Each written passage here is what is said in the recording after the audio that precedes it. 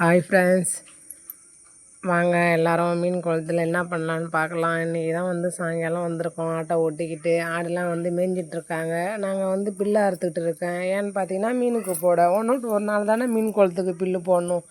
டெய்லியும் போட்டோம்னா இது ஒரு ரூபா அது ஒரு ரூபா கடிச்சிட்டு வேஸ்ட்டாக போய்டும். ஒரு நாள் எடுத்துகிட்டு அறுத்து போட்டோம்னா அதையும் ஃபுல்லாக சாப்பிட்ருங்க, இதையும் ஃபுல்லாக சாப்பிட்ருங்க.